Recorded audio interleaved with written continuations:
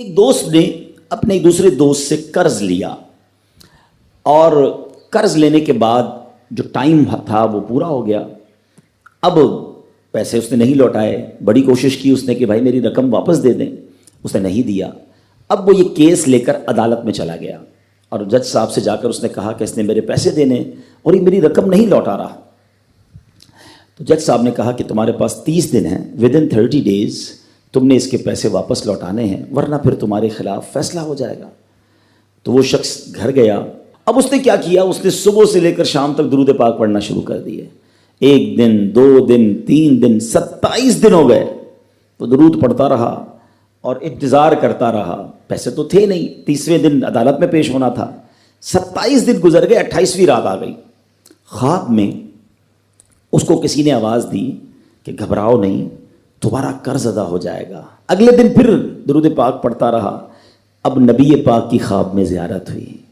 آقا علیہ الصلوۃ والسلام تشریف لائے, فرمایا گھبراؤ نہیں, تمہارا قرض ادا ہو جائے گا. تم علی بن عیسیٰ وزیر کے پاس جاؤ اور اس سے کہو وہ تمہارا قرض ادا کر دے گا. اب جب صبح اٹھا تو بہت خوش کہ نبی پاک کی زیارت مجھے ہو گئی. لیکن پھر خیال آیا کہ میں اگر وزیر صاحب کے پاس گیا اور انہوں نے مجھ سے کوئی ایویڈنس مانگ لیا, کوئی پروف مانگا, کہ میں کیسے مان لوں تمہیں نبی پاک نے بھیجا ہے, تو اس بات پر تو میرے پاس کوئی دلیل نہیں ہے. اب 30ویں رات آ گئی, آخری رات ہے, صبح عدالت میں جانا ہے. درود پاک پڑھتے پڑھتے سو گیا.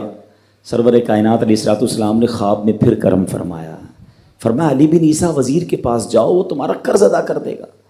کہ حضور میں چلا تو جاتا, مگر اگر وہ مجھ سے یہ کوئی پروف مانگتا, کوئی ایویڈنس مانگتا تو میں کیا جواب دیتا.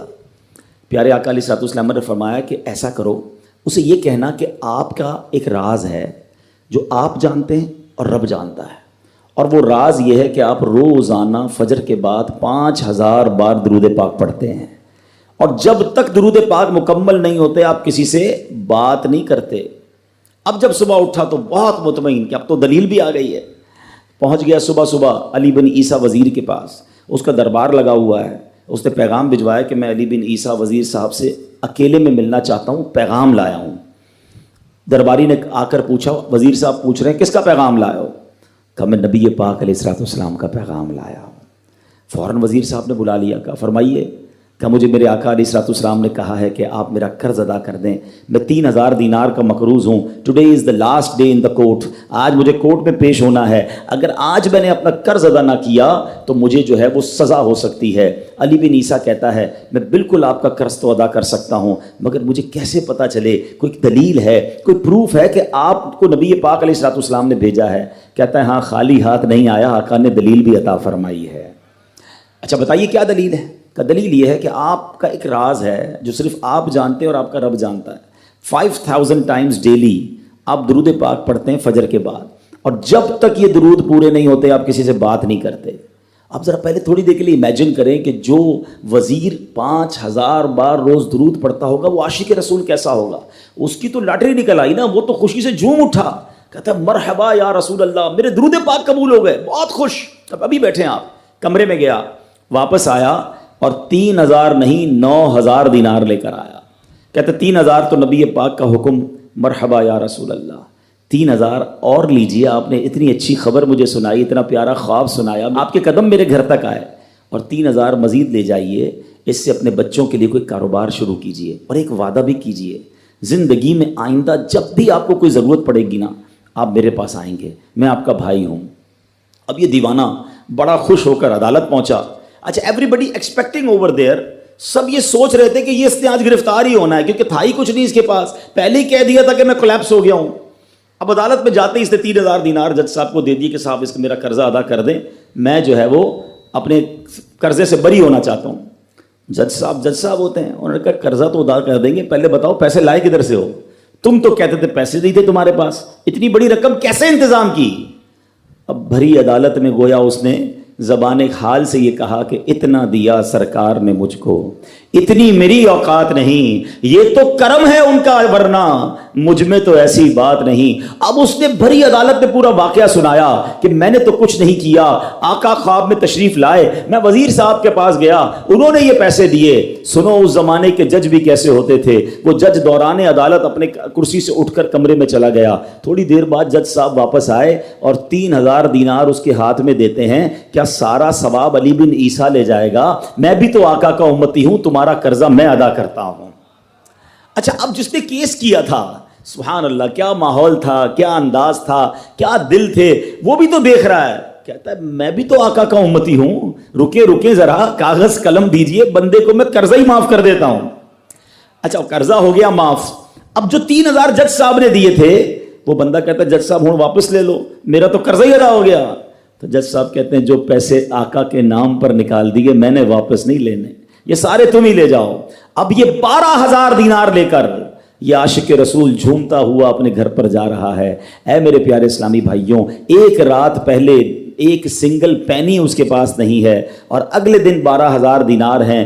درود پاک وہ وظیفہ ہے جو دل سے پڑھا جائے تو سبحان اللہ یہ مصیبتوں کو ٹالنے والا وظیفہ ہے، یہ پریشانیوں کو دور کرنے والا وظیفہ ہے۔ اور یہ میں نہیں کہہ رہا، خود سرور کائنات علیہ الصلوۃ والسلام کی حدیث ہے جس کا مضمون ہے کہ جو پریشانیوں میں ہو، جو مصیبتوں میں ہو، اس کو چاہیے کہ مجھ پر درود پڑھے، کہ درود پریشانیوں کو لے جاتا ہے، مصیبتوں کو لے جاتا ہے۔ ایک شاعر نے کیا خوب لکھا ہے، اور واقعی حق لکھا ہے، ہر درد کی دوا ہے صلی علی محمد، ہر درد کی دوا ہے صلی علی محمد، تعویذ ہر بلا ہے صلی علی محمد۔ تو ہمیں چاہیے، خاص طور پہ ربیع الاول کا مہینہ ہے، کثرت سے درود پاک پڑھیں۔ اسلام کی تعلیم اور اشاعت کا سلسلہ شروع کیا تو مکہ مبارک میں جتنا عرصہ رہے اس وقت تک بھی مسلمان بیت المقدس کی طرف رخ کر کے عبادت کرتے تھے۔ پھر نبی پاک علیہ الصلوۃ والسلام نے مدینے کی طرف ہجرت فرمائی، اور ہجرت کے بعد مدینہ منورہ میں بھی مسلمان 16 یا 17 مہینے تک بیت المقدس کی طرف رخ کر کے نمازیں پڑھتے رہے۔ ہجرت کے 1 سال 5.5 مہینے کے بعد 15ویں رجب پیر کے دن مسجد بنی سلمہ میں نماز ظہر کے درمیان قبلے کی تبدیلی ہوئی، اور اللہ پاک نے پیارے آقا علیہ الصلوۃ والسلام کی خواہش کے مطابق مسلمانوں کا جو کعبہ ہے، قبلہ ہے، وہ کعبہ کو فرما دیا، اور اب مسلمان کعبے کی طرف رک کر کے نماز ادا کرنے لگے۔ اس مقام پر آج بھی مسجد قبلتین قائم ہے۔ حضرت سلیمان علیہ السلام کے بعد بنی اسرائیل کے زوال کے ساتھ ہی بنی اسرائیل 2 حصوں میں منقسم ہو گئے، تقسیم ہو گئے۔ ہیکل سلیمانی کی عزت میں بھی کمی آ گئی۔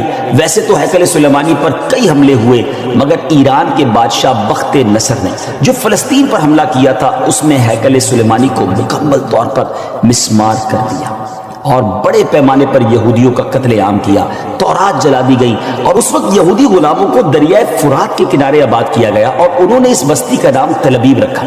اس کے بعد ایران کے پہلے کسرا خسرو نے یہودیوں کو واپس فلسطین جانے کی اجازت دے دی، تب وہ جنوبی فلسطین میں آ کر آباد ہوئے اور ہیکل سلیمانی کی اثر نو تعمیر کی، مگر یہ تعمیر بھی زیادہ عرصے قائم نہ رہ سکی، اور 70 عیسوی میں روم کے بادشاہ توتس نے ایک مرتبہ پھر ہیکل سلیمانی پر حملہ کیا، اسے مسمار کر دیا، اور یہودیوں کو فلسطین کے جنوبی حصے سے بھی نکال دیا۔ یہ فلسطین مکمل طور پر یہود سے خالی ہو گیا تھا۔ حضرت عمر فاروق رضی اللہ تعالیٰ عنہ کے عہد خلافت میں جب فلسطین فتح کیا گیا، اس وقت وہاں عربی النسل قبائل آباد تھے۔ اسلامی لشکر کے سپہ سالار سیدنا ابو عبیدہ بن جراح رضی اللہ تعالیٰ عنہ نے فتح یرموک کے بعد اسلامی لشکر کے ساتھ آپ دمشق آ چکے تھے۔ آپ نے اپنے اصحاب سے مشورہ کیا کہ قیصاریہ روانہ ہو یا بیت المقدس۔ حضرت سیدنا معاذ بن جبل رضی اللہ تعالیٰ عنہ کے مشورے پر عمل کرتے ہوئے سیدنا فاروق اعظم رضی اللہ تعالیٰ عنہ کی بارگاہ میں ایک مکتوب روانہ کیا گیا، دونوں شہروں میں سے کس شہر کا انتخاب کیا جائے۔ سیدنا فاروق اعظم رضی اللہ تعالیٰ عنہ نے جلیل القدر صحابہ کرام علیہ رضوان سے جب مشورہ کیا تو مولا علی شیر خدا کرم اللہ تعالیٰ وجہ الکریم نے فرمایا کہ اے امیر المومنین، آپ اسلامی لشکر کو بیت المقدس کی طرف روانگی کا حکم دیں، وہ پہلے بیت المقدس کو فتح کرے پھر قیصاریہ کی طرف جائیں، کیونکہ رسول پاک علیہ السلام نے پہلے مجھے بیت المقدس کی فتح اور بعد میں قیصاریہ کی فتح کی خوشخبری دی تھی۔ یہ سن کر سیدنا فاروق اعظم رضی اللہ تعالیٰ نے فرمایا اے ابو الحسن آپ نے سچ کہا. پھر سیدنا ابو عبیدہ بن جراح رضی اللہ تعالیٰ کی طرف پہلے بیت المقدس اور پھر قیصاریہ روانگی کا حکم لکھ کر روانہ کر دیا. ڈیئر ویورز، ہے نا بڑی عجیب داستان، بڑی ایمان افروز داستان. سیدنا ابو عبیدہ بن جراح رضی اللہ تعالیٰ کو جیسے ہی امیر المومنین کا مکتوب ملا، آپ نے روزانہ 5000 مجاہدین لشکر بیت المقدس روانہ شروع کر دی. یعنی 5000 مجاہدین ڈیلی روانہ ہوئے. بیت المقدس کا جو قلعہ تھا، جو فورٹ تھا، وہ بڑا مضبوط تھا.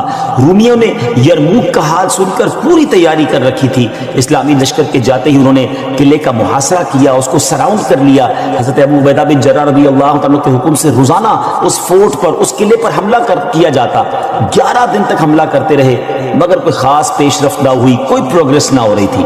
11ویں دن خود سیدنا ابو عبیدہ بن جراح رضی اللہ عنہ سیدنا خالد بن ولید رضی اللہ عنہ تشریف لائے. مجاہدین نے تکبیر و تہلیل کی صدائیں بلند کی، خوب نعرے لگائے. تو رومیوں کو بھی معلوم ہو گیا کہ اسلامی لشکر کا کوئی بڑا سردار آ گیا ہے. وہ سب پریشان ہوئے، اپنے سب سے بڑے راہب قمامہ کے پاس گئے اور ساری صورتحال بیان کی. جب اسے معلوم ہوا کہ مسلمانوں کا سردار آ گیا ہے، وہ بہت پریشان ہوا اور کہنے لگا اب تمہاری ہلاکت نزدیک ہے، کیونکہ میں نے پچھلی کتابوں میں پڑھا ہے کہ ملک شام کو محمد الرسول اللہ صلی اللہ تعالی علیہ وسلم کا ایک سرخ رنگ کا صحابی فتح کرے گا. اگر یہ وہی سردار ہے تو صلح کے علاوہ اب تمہارے پاس کوئی دوسری صورت نہیں ہے. پھر وہ اسلامی لشکر کے سپہ سالار کو دیکھنے کے لیے قلعے کے دیوار پر آیا. سیدنا ابو عبیدہ بن جراح رضی اللہ عنہ کو بلایا. آپ رضی اللہ عنہ جب آگے گئے تو ان سے بھی وہی بات کی.